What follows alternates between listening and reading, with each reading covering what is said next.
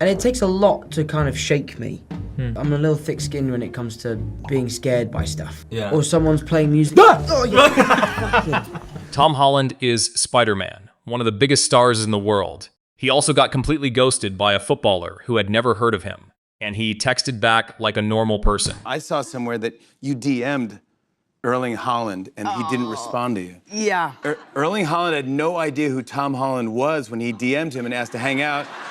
He doesn't watch movies, so he thought that he was a random person. Now, tell us the truth. Did you DM Erling Holland?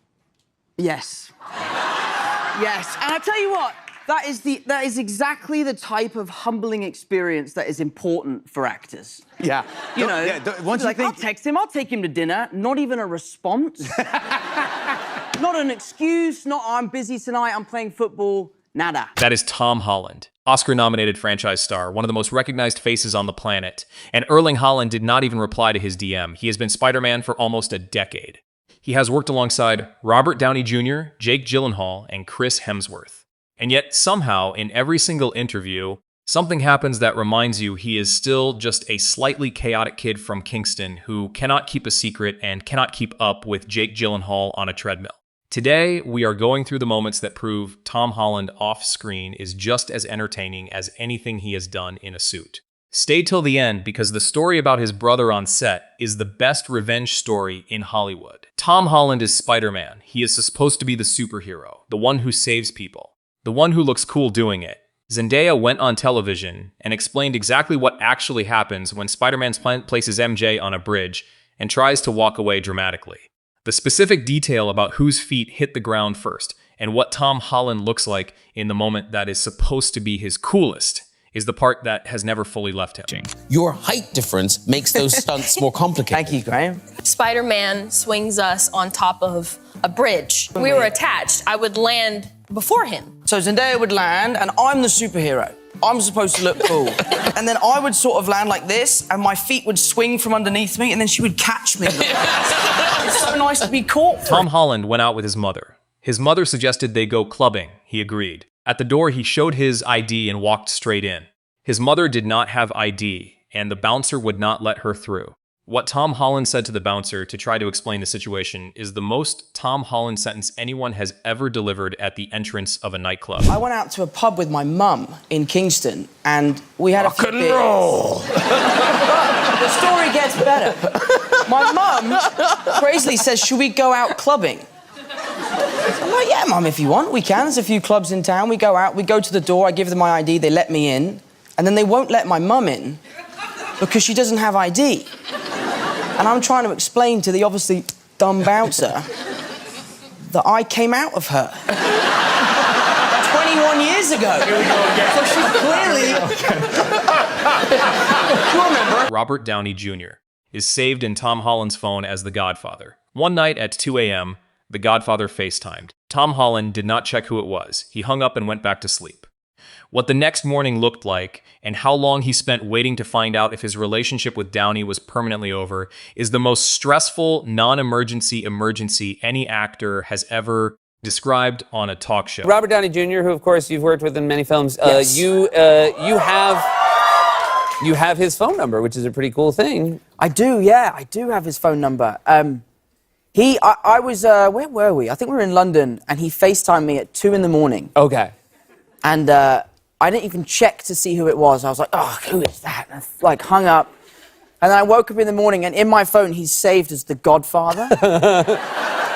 So I woke up, and I panicked. I was like, oh, my God, I'm so sorry. I didn't mean to ghost you. Yeah. And he obviously didn't reply for ages because of the time difference in LA. Yeah. So that was maybe the most stressful day of my life, where I thought my relationship with Downey was over. Yeah, but imagine how stressed out he was, being like, oh my God, I got ghosted by Tom. Is that really what it's come to? Tom Holland was 11 years old at a Hollywood event. He went to the bathroom, and the man standing next to him at the urinal was Superman. He looked up, he looked down, and he has been telling this story ever since because there is genuinely no other way to describe what happened next without just playing the clip. We were chatting backstage, and my first trip to LA, I was at the Hollywood Spotlight Awards or something. I was with my lovely mum, and I was very excited. I went to the toilet I was 11, so I was probably about the same height. And I remember sort of looking, I was at the urinal like this. I remember looking up and seeing Superman next to me. And then I looked down. No! I'll take it. You were 11, mate. You can't play that. I'll take it. You were 11. You looked over. Someone asked Tom Holland about the upgrades to his Spider-Man suit. He had one specific upgrade he was particularly grateful for. The way he frames it, comparing his journey to Robert Downey Jr.'s suit evolution across the Iron Man films, is the most unexpectedly detailed piece of costume history any superhero actor has ever delivered on a talk show couch. Spider-Man's got a new suit. Oh, Yes. wow. But now you really like the suit, right? I do, yes. Because I can go to the bathroom in it, mainly. It's funny, if you watch Iron Man 1, Robert wore the full suit. And then if you watch Iron Man 2, he wore, like, American football pads that were red and gold.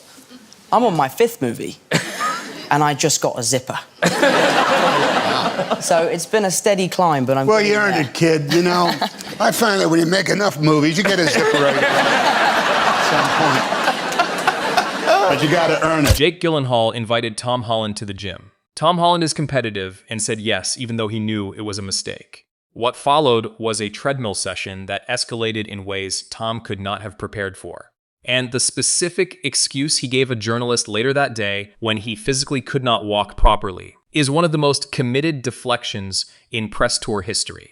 Jake asked me if I wanted to go to the gym. And I have to be honest, I didn't want to go. Because Jake Gyllenhaal's ripped, right? Yeah. And I'm really competitive. You're fit. Well, I'm not Jake Gyllenhaal. So anyway, so we go to the gym, we start working out, you know, we're doing ab exercises and leg exercises. And then he turns to me and he goes, Tom, do you want to hop on the treadmill and warm up? I'm like, warm up? I'm roasting, mate. I'm finished.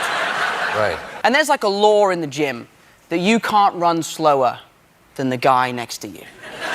So You just can't. There's a lot of pressure. And then like 3-4 minutes in, he goes, Tom, this is too easy. Let's up the incline. I'm like, yeah, I was thinking the same thing. Let's do it. So we up the incline, 4 or 5 more kilometers go by. He goes, this is too easy. Let's up it to 3. And then we're doing press later that day, and I can't walk. Genuinely, I'm sitting there, and a journalist goes, what's wrong with you? And I said, well, I do all of my own stunts. Tom Holland has a documented history of accidentally spoiling Marvel films in interviews. He knows this. Everyone knows this. He was trying very hard not to do it again. He made it approximately 45 seconds before confirming a character reveal that he was absolutely not supposed to confirm.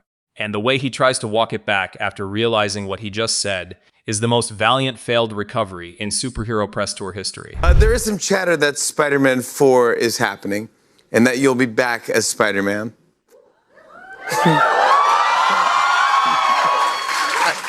Now we're here. What do you want to know? Now we're here.